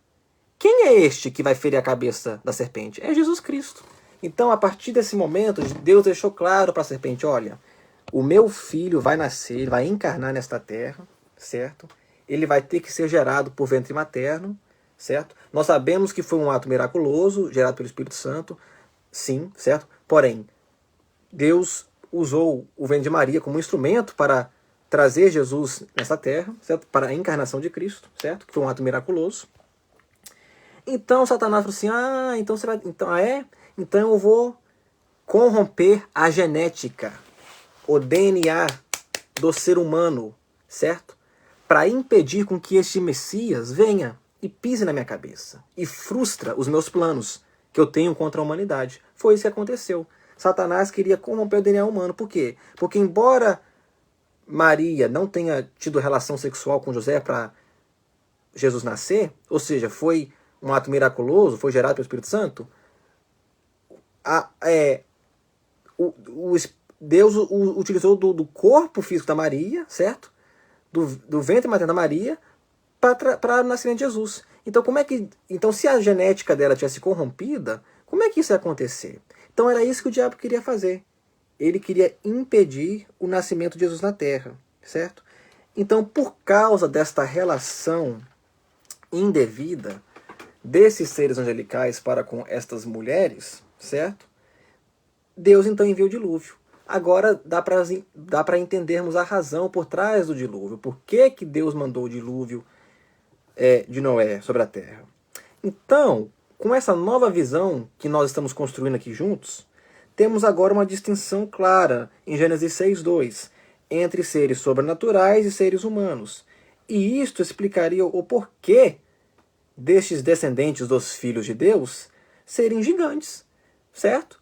Se fossem seres humanos comuns, por que nasceram então dessa maneira extraordinária? Que nós vamos olhar mais à frente, porque na verdade eu vou realizar 2 lives sobre os gigantes. Hoje é a primeira live, que é a introdução. Eu estou falando dos gigantes, certo? Quem são os gigantes segundo a Bíblia. Na próxima live eu vou estar falando sobre quem são esses gigantes segundo a história, certo? Então, o que acontece? Em Judas 1:6, a Bíblia nos revela que existem anjos que não guardaram o seu domínio devido, certo? Mas abandonaram a sua própria habitação. Se nós lermos o verso seguinte, vamos lá para Judas. O que isso tem a ver com espiritismo e mediunidade? Continue assistindo que lá na frente vocês vão entender. Judas, versículo 6. Certo? Se nós lermos o versículo seguinte, o versículo 7, vai dizer o seguinte: como Sodoma e Gomorra e as cidades circunvizinhas, que, havendo se entregado à prostituição, olha aí, como aqueles, como quem? Os anjos, no versículo anterior, seguindo após outra carne, são postas para exemplo do fogo eterno, sofrendo punição. Muito bem. Então, no versículo seguinte, a Bíblia continua a nos dizer que eles, os anjos, pecaram de maneira semelhante aos habitantes de Sodoma e Gomorra. E se nós analisamos o contexto de Sodoma e Gomorra, qual foi o pecado deles? Que se entregaram à imoralidade sexual e foram atrás de carne estranha, seguiram atrás de carne estranha. Ou seja, houve em Gênesis 6:2, houve uma união sexual irregular, indevida, antinatural. Perfeito? Vamos continuar. Temos muita coisa para falar aqui. Os proponentes desta visão, ao qual eu também defendo, sou também um proponente, argumentam que os anjos mencionados em Gênesis 6:2, aliás, que esses anjos de Judas e de 2 Pedro são os anjos mencionados em Gênesis 6:2, certo? O que a maioria dos estudiosos e comentaristas argumentam é que esta ação destes anjos em tomar as filhas dos homens como suas esposas foi de uma ação de natureza gravíssima e abominável perante o Senhor, certo? E nós podemos justificar isto pelo seguinte, que o relato bíblico baseado no qual Deus enviou o diabo e seus anjos do céu, ou seja, os expulsou, não foi o mesmo ao qual levou ao aprisionamento desses anjos. A tese que eu quero defender aqui, levantar aqui para defender esta minha ideia de que os filhos de Deus, de Gênesis 6:2, são de fato seres angelicais, a tese que eu quero usar para defender é esta. Ó. Se o aprisionamento destes anjos, de Judas e Pedro, certo, tivessem se baseado na rebelião de Lúcifer, então, obviamente, o diabo não estaria excluído. Por que ao diabo é permitido estar solto, vagando ao redor da terra, ao passo que esses outros anjos estão algemados? Lembra da pergunta que eu fiz? Seriam, então, esses anjos piores que o diabo? Então, esses anjos aqui não estão relacionados à rebelião de Lúcifer, certo? Lúcifer pode ter Satanás pode ter os influenciado a fazer isto, certo? Mais à frente eu vou falar sobre isso, o comércio de Satanás, Lá em Ezequiel fala, por causa do teu comércio e tal. O que significa essas palavras? Mas eu não vou aprofundar nisso agora para não fugir do tema. Mas o que eu quero dizer é o seguinte, que esses anjos que se relacionaram com as mulheres, em Gênesis 2, não são os mesmos, não estão conectados à rebelião de Satanás. Certo? Não estão. Certo? Por quê? Porque os anjos que estão conectados à rebelião de Satanás, eles estão aonde? Soltos, nas regiões celestes. Nas regiões celestes, não é na terra não. Nas regiões celestes, certo? E a nossa guerra é contra eles, segundo Efésios 6:12. Então, tem uma diferença aí. Vamos continuar investigando, certo? Então, Deus teria colocado esses anjos em algemas, em prisão, nas trevas, porque eles não permaneceram em sua posição de autoridade, certo? Isto responde à pergunta que alguns têm em relação ao que Cristo teria dito em Mateus 22:30 e Marcos 12:25. Vamos ler rapidinho? Mateus 22:30. Olha o que nos diz. Palavras do Senhor Jesus Cristo. Porque na ressurreição nem casam, nem se dão em casamento, são, porém, como os anjos no céu. Certo? por causa dessas palavras aqui, as pessoas falam que esta ideia é ridícula, certo? Mas eu quero salientar o seguinte: as pessoas não estão prestando atenção no que elas estão lendo. Por que eu falo isso? Por causa dessas palavras aqui de Jesus, segundo algumas pessoas, seria então impossível esta relação física de anjos com mulheres, certo? Mas, se nós atentarmos corretamente, se nós lermos corretamente e nos atentarmos ao que Jesus está nos dizendo nesta passagem, nós vamos ver que Jesus está dizendo o seguinte, que quando na ressurreição, quando ele retorna no final da história, nós cristãos que fomos ressuscitados não vamos mais nos dar em casamento, porque nós seremos o quê? Semelhantes aos anjos do céu. Esta palavra semelhante é importantíssima. Nós não seremos anjos, mas seremos semelhantes aos anjos do céu. E se você prestar atenção, ele fala assim, ó, ele usa a expressão que? Céu.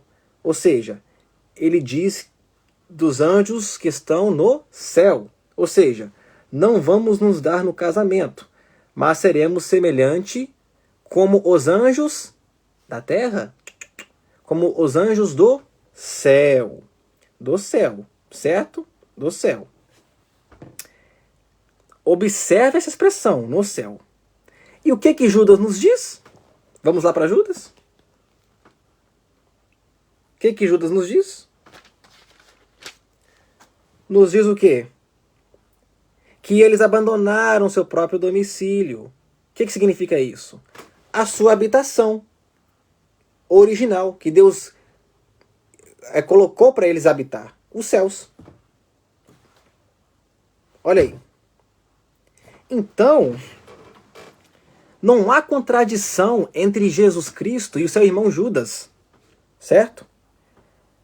Esses anjos que se relacionam com as mulheres abandonaram seu próprio domicílio, certo? Qual que é o domicílio deles? Qual que é a habitação deles? Os céus. Eles abandonaram o domicílio deles, certo? Então não há contradição. Pastor Vladimir, uma bênção do Senhor Jesus Cristo, uma bênção do Deus eterno. Muito obrigado, meu querido pastor irmão, por estar aí nos acompanhando. Hoje o tema é polêmico, viu? É complexo. Nós estamos falando sobre os gigantes da Bíblia. Quem são estes seres? Muito obrigado aí por estar nos acompanhando. Deus abençoe você, sua família e todo o seu ministério. Então, como nós acabamos de ver aqui, não há contradição entre Jesus e o seu irmão Judas. Esses anjos abandonaram sua habitação, certo? Abandonaram sua habitação. Sendo assim, nós compreendemos que os anjos não foram projetados por Deus para experimentarem o casamento, ou seja, a vida conjugal. Portanto, eles ultrapassaram o limite da autoridade ao qual o Senhor lhes teriam dado, certo? Por terem tido estas relações antinaturais com estas mulheres, certo? E por isso estão hoje aprisionados, certo? Mais cedo, pastor, eu estava dizendo o seguinte, que nós lemos em Judas e em 2 Pedro que existe um grupo de seres angelicais que estão neste exato momento, enquanto estou fazendo esta live, aprisionados em algemas eternas, ao passo que Satanás, o próprio diabo, está vagando ao derredor da terra, certo? E lá em Efésios 6:2, falam que os anjos caídos, os principados potestades, estão nas regiões celestes. Então como explicar isto? Certo? Afinal de contas, eles estão soltos ou estão aprisionados? Seriam esses anjos que estão aprisionados piores que o diabo? Então, algo está errado aí. Nós temos que saber diferenciar os grupos, as coisas, certo? Para esclarecermos o nosso estudo. Caso contrário, as peças do quebra-cabeça não vão se encaixar. Não vão se encaixar. Muito bem. Então, por esta razão, eles estão aprisionados, por causa deste pecado abominável que eles teriam cometido em Gênesis capítulo 6. Em 2 Pedro, capítulo 2, versículo 4, vamos dar uma pulada rapidinho. Segunda epístola de Pedro, o apóstolo Pedro. Vamos lá. Acompanhem comigo na Bíblia para ficar mais fácil o estudo. Anotem. Vai ficar gravado, tá, meus irmãos? Fiquem tranquilos que a live vai ficar gravado para vocês fazerem anotações depois, para facilitar o estudo, certo? Quando nós observamos o capítulo 2 de 2 Pedro, nós vemos que Pedro está prevendo, está falando, certo? Sobre os dias difíceis que eventualmente chegariam para nós cristãos. E como haverá pessoas negando a sua fé, por exemplo, negando a verdade sobre a pessoa de Jesus Cristo, o seu trabalho, a sua mensagem, o seu evangelho, né? A sua boa nova. E ele prevê também os falsos mestres que iriam surgir. E como estes iriam trazer corrupção e destruição para dentro da igreja. Pedro, então, apela para o Velho Testamento e nos mostra o seguinte: se Deus pôde libertar o seu povo fiel nestes tempos difíceis do Velho Testamento, então ele fará o mesmo no Novo Testamento, ou seja, em nossa era. Ele fez antes de Cristo e fará após Cristo. Então, Pedro, certo? Ele nos dá 2 exemplos do Velho Testamento. Um deles é a história do Gênesis 6 e de Noé, e o outro de Ló, certo? Ao qual foi resgatado da destruição de Sodoma e Gomorra, certo? Se analisarmos o texto grego, veremos claramente que há 2 exemplos, e não 3 exemplos, pelo uso da palavra e. Então há 2 exemplos acompanhados pelo uso da palavra e cada exemplo contém 2 partes, uma parte positiva e outra negativa. Vamos ler o texto?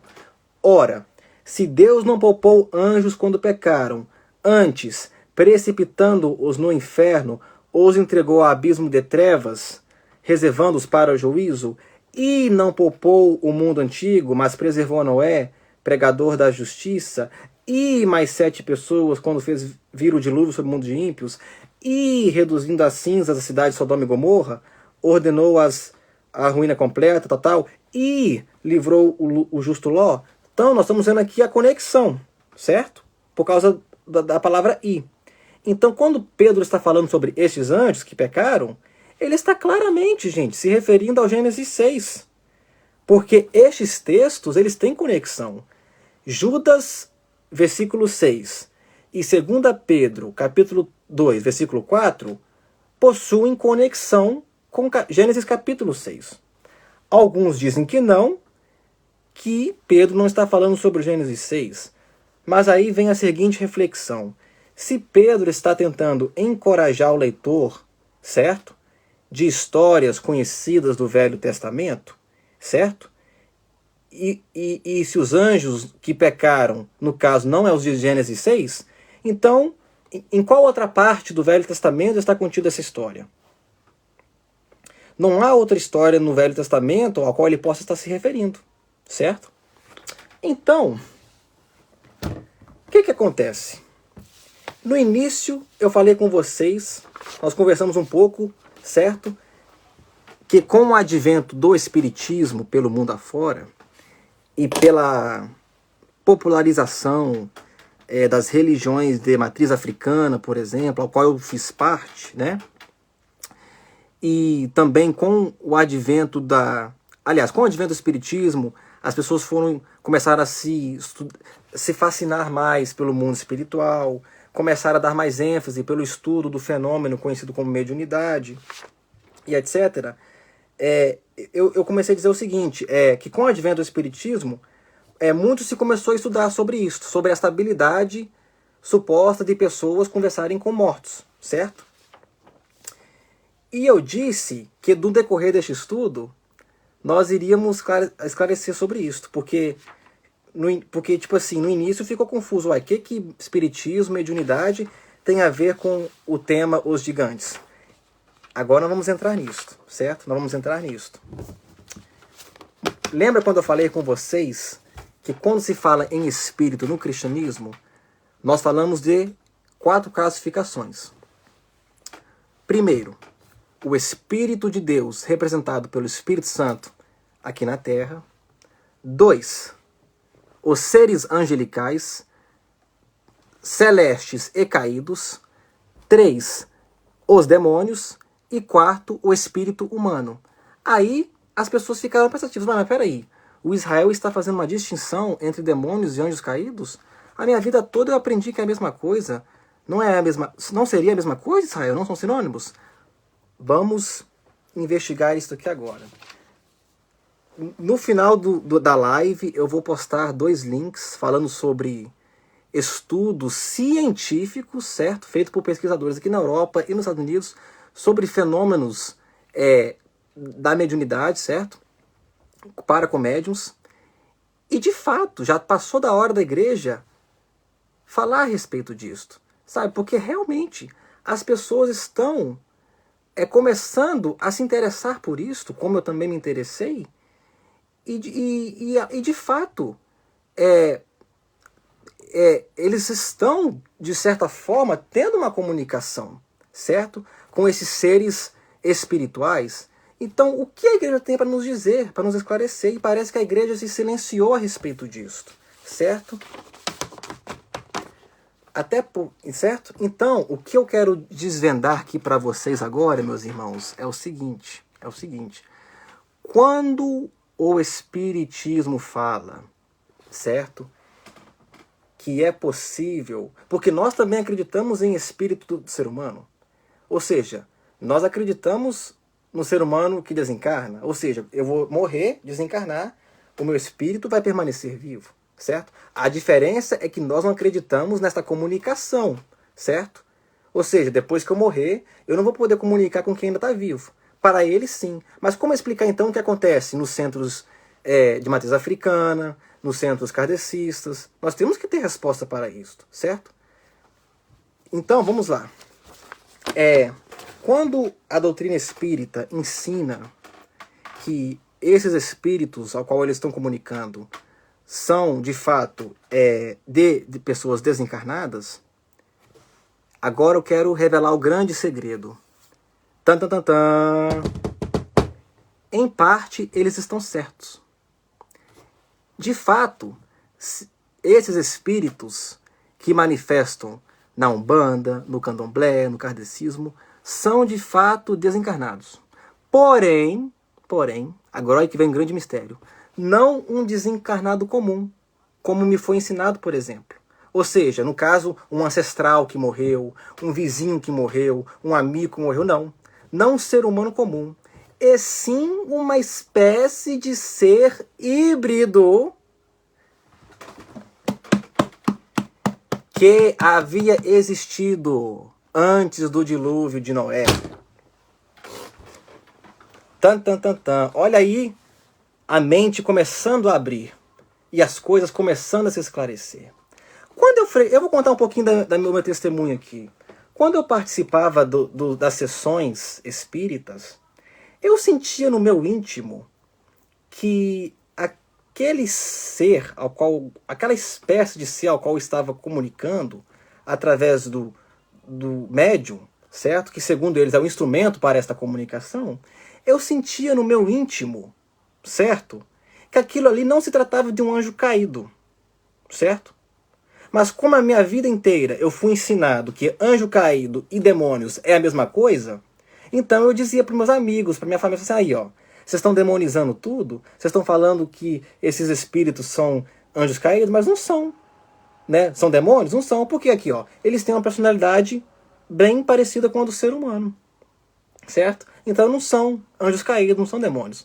Mas depois que eu tive um reencontro com Cristo e que eu comecei a descobrir esta distinção entre anjos caídos e demônios, certo? Eu comecei a entender as coisas que eu vivi no passado.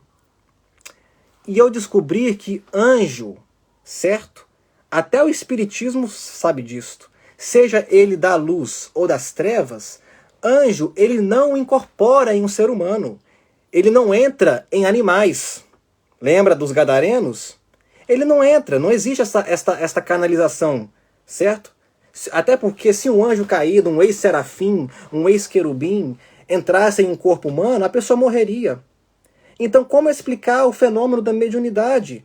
Como explicar o que as pessoas estão vivendo no espiritismo, na Umbanda? E eu estou fazendo esse vídeo, gente, não é para criticar essas pessoas, não.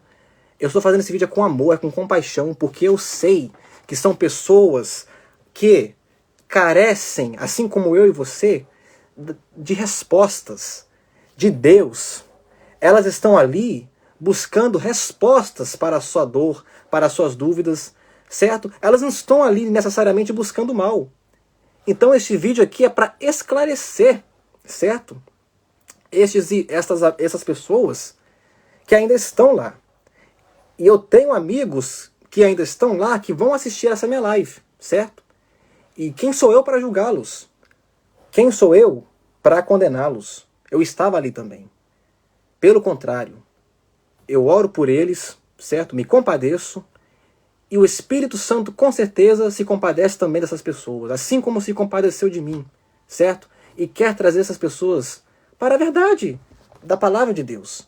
Porque a Bíblia Sagrada, superficialmente, ela não responde essas perguntas sobre a mediunidade. Mas se nós aprofundarmos, nós vamos ver que a Bíblia tem muita bagagem de conhecimento para isto. Então, saiba a partir de hoje, você que é sacerdote, você que trabalha na área de libertação, saiba a partir de agora que demônios não são anjos caídos. Quando você está lidando com uma pessoa possessa, saiba a partir de hoje, você está lidando com uma pessoa sem corpo. Não uma pessoa comum, não um ser humano comum, mas uma espécie de ser híbrido que existiu há muito tempo atrás aqui na Terra. Ou seja, são os espíritos dos nefilins que morreram no dilúvio de Noé, certo? Porque o dilúvio de Noé matou o corpo físico destes seres híbridos, ou seja, metades angelicais, metades humanos, certo? Mas e a consciência? E o espírito, certo? Olha que interessante. Como o Nefilim é uma espécie de ser híbrida, não criada por Deus, ou seja, o Nefilim, ele é uma genética indefinida. O que aconteceu? Por que isso aconteceu? Quando os gigantes morreram, morreram no dilúvio, certo? O que aconteceu? Por eles serem uma genética indefinida, eles não podem ir para o paraíso, certo? Porque o paraíso é para os seres humanos comuns que morreram e foram salvos com Cristo, certo? Eles não atuam nas regiões celestiais com os principados e as potestades. Por quê? Porque não são 100% anjos, tem um lado humano também, certo? Não estão no abismo. Por que não estão no abismo? Porque lá os gadarenos, eles falam assim, Jesus, não nos mande para o abismo, mas deixe-nos entrar na manada de porcos, certo? Então, se eles não estão no paraíso, nem nas regiões celestiais e nem no inferno, aonde os demônios, aonde eles estão? Na terra.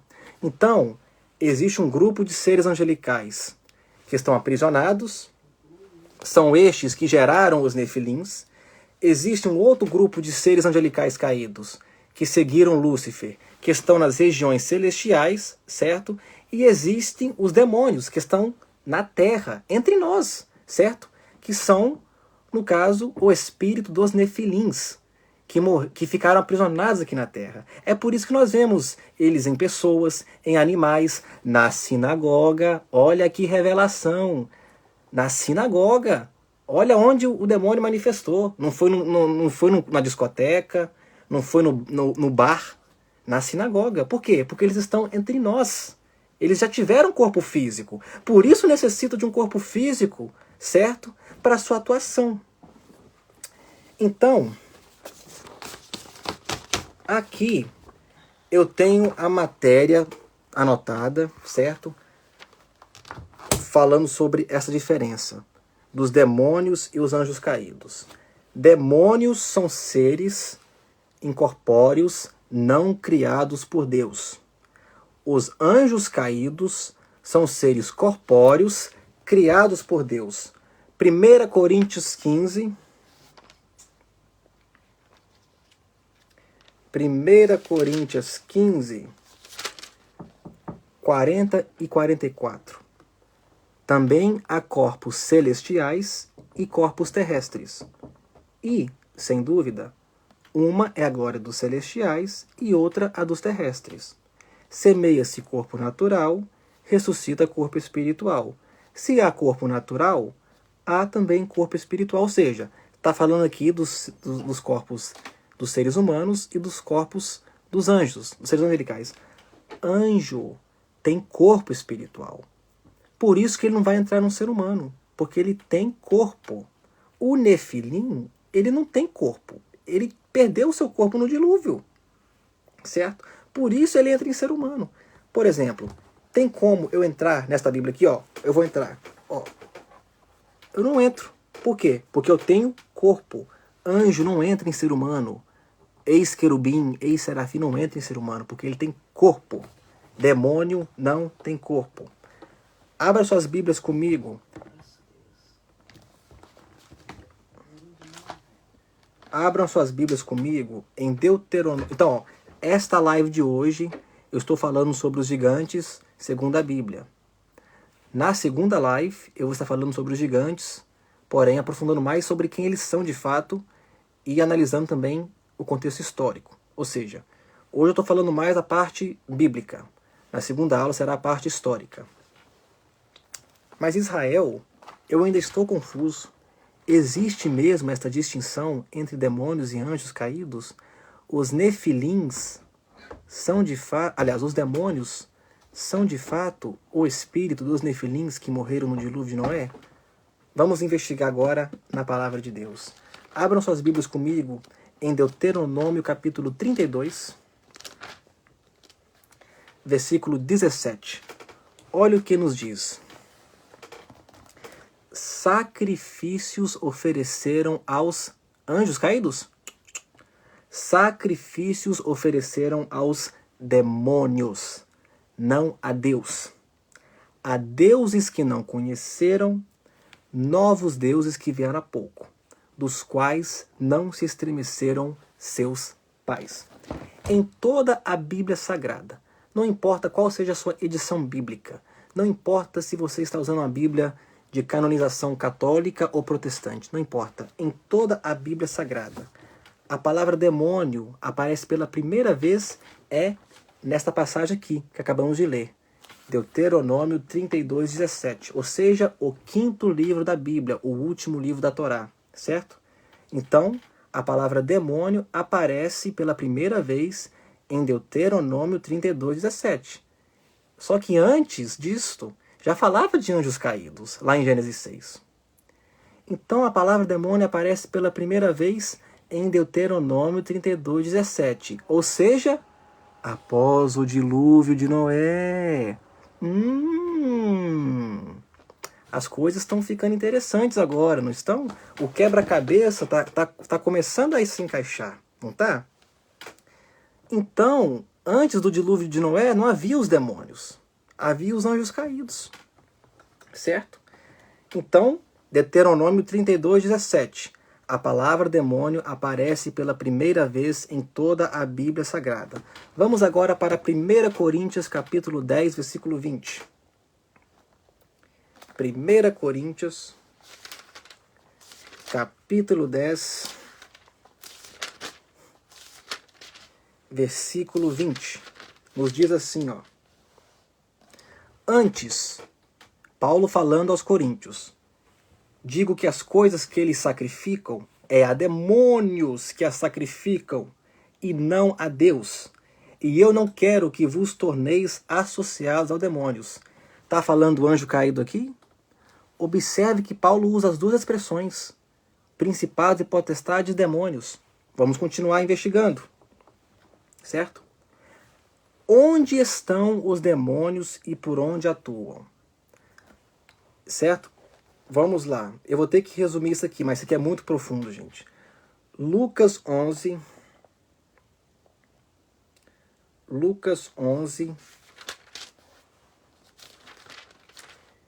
24 a 26. Olha o que nos diz. graças ao ministério de Jesus Cristo, nós, como igreja e como estudantes da palavra de Deus, nós adquirirmos novas informações e mais conhecimentos a respeito dos demônios, destes seres espirituais. Preste atenção no que Jesus diz. Quando o espírito imundo sai do homem, anda por lugares áridos, procurando repouso, e, não achando, diz: voltarei para minha casa de onde saí. Vou parar por aqui. Observe a expressão espírito imundo. Está falando anjo caído aqui? Curioso, né? Então, se o espírito imundo, segundo Jesus Cristo, anda por lugares áridos, onde eles estão? Eles estão na terra, porque lugares áridos se refere a locais aqui na terra, lugares úmidos, secos, certo? Ou abandonados. Então, os demônios, eles estão na terra, não estão no abismo, não estão algemados, certo? E não estão nas regiões celestiais, estão entre nós, aqui, certo? Na terra, certo? E por onde atuam? Pelas pessoas. Lembra que eu disse que eles necessitam de um corpo físico para atuar, certo? Os demônios, outro fato importante que nós aprendemos a respeito dos demônios, através de Jesus Cristo, é o seguinte, que eles não estão no abismo. Vamos comigo em Mateus 8, 29. Mateus 8, versículo 29. Olha o que nos diz. Então, só para recapitular, quando os espíritas falam, certo, que esses espíritos que eles comunicam são desencarnados, em parte eles estão certos. São desencarnados sim, porém não desencarnado de um ser humano comum, e sim uma espécie de ser híbrido que já existiu na Terra e que desencarnou por conta do dilúvio de Noé. Vamos lá, Mateus 8, 29. Olha o que nos diz. E eis que gritaram: que temos nós contigo, ó Filho de Deus? Vieste aqui atormentar-nos antes do tempo? E eles pedem para não serem enviados para o abismo. Ou seja, se eles estão perguntando isso, é porque hão de ser atormentados. Não estão sendo ainda. Então eles não estão no abismo, certo? E Jesus permite eles entrar na manada de porcos. Agora eu te pergunto, vocês conseguem ver um anjo caído atuando neste cenário? Será que um ex-serafim, um ex-querubim entraria na manada de porcos? E esses porcos iriam sobreviver? Vamos raciocinar, certo? Em Apocalipse,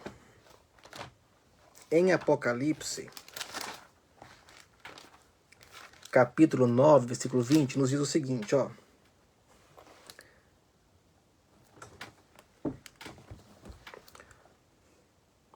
Preste atenção nisso aqui, ó. Os outros homens, aqueles que não foram mortos por esses flagelos, não se arrependeram das obras das suas mãos, deixando de adorar os demônios e os ídolos de ouro, de prata, de cobre, de pedra, que nem podem ver, nem ouvir, nem andar, nem ainda se arrependeram dos seus fascínios e tal. Presta atenção. João aqui usou o termo que? Demônios, certo? Agora, olha que interessante. O mesmo apóstolo João, no mesmo livro, no capítulo 12, versículo 7, usa outra expressão. Olha o que ele fala, ó. Houve peleja no céu. Miguel e os seus anjos pelejaram contra o dragão. Dragão aqui é o diabo.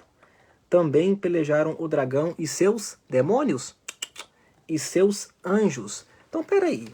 Se demônios e anjos caem da mesma coisa, como explicar então por que o apóstolo João não só conhecia, mas como se utilizou das duas expressões?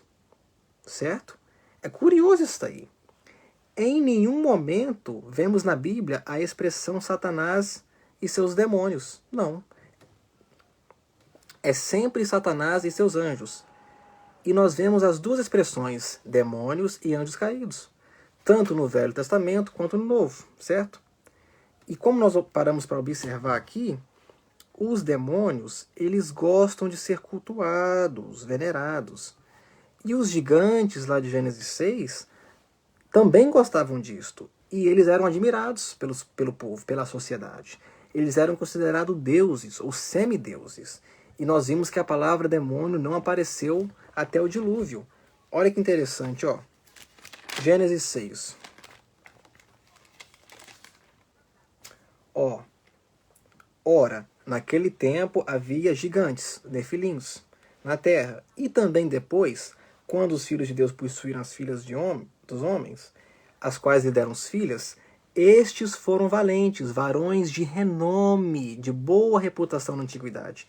Então, faz todo sentido agora. Tá vendo aí a conexão? Tá vendo a conexão? E como nós vemos, o ministério de Jesus Cristo envolvia-se na área da libertação espiritual e com muita frequência. Há diferença entre salvação e libertação. Se a libertação não fosse importante para o crente, não haveria tantos exemplos e registros no Novo Testamento. Os demônios têm necessidade de possuírem corpos físicos por duas razões. Primeiro, não possuem corpos e porque já tiveram um, certo? Os demônios... Eu vou parar por aqui. Na minha segunda live, eu vou aprofundar mais sobre essa diferença dos demônios, anjos caídos, certo? E vamos aprofundar mais sobre os nefilins. Mas fique sabendo aqui agora, certo? Demônio não é anjo caído. Os demônios são os espíritos dos gigantes, aqui de Gênesis 6, que morreram no dilúvio de Noé. Certo? É por isto, só para concluir, é por isto que a Bíblia os refere como espírito imundo. Por que a expressão espírito imundo e não anjo, Satanás? Olha, Marcos 1, quer ver? Ó, Marcos 1, para concluir o estudo hoje. Marcos 1, 21 a 26. Depois entraram em Cafarnaum, e logo no sábado foi ele ensinar na sinagoga. Maravilhavam-se da sua doutrina, porque os ensinava como quem tem autoridade, não como os escribas. Não tardou que aparecesse na sinagoga um homem possesso de anjo caído, de espírito imundo, o qual bradou: que temos nós contigo, Jesus Nazareno? Vieste para perder-nos? Bem sei quem és, o Santo de Deus.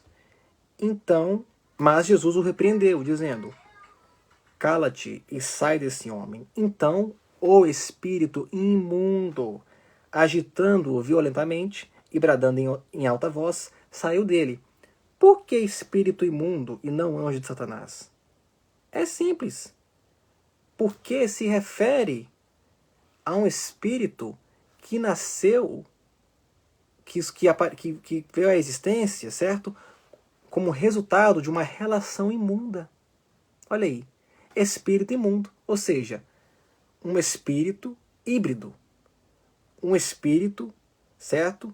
Resultado de uma relação imunda, uma relação indevida, uma relação que desobedece à ordem natural estabelecida pelo Criador, que houve entre seres angelicais e seres humanos, certo? Por isso, espírito imundo. Muito obrigado, meus irmãos, para quem assistiu até aqui. Anotem tudo que eu disser, tudo que eu falei aqui, para facilitar o estudo. Vou deixar alguns comentários nesse vídeo, vai ficar gravado, para organizar e esclarecer o estudo e para vocês investigarem mais. Fiquem com Deus e que o nosso bondoso Pai e o nosso Senhor Jesus Cristo e o Divino Consolador que o testifica estejam convosco todos os dias da vossa vida, até aquele grande dia. Você que está assistindo, não importa a sua religião, que a paz excelsa e sublime do Senhor Jesus Cristo seja sobre a tua vida, sobre a tua casa. Amém e amém.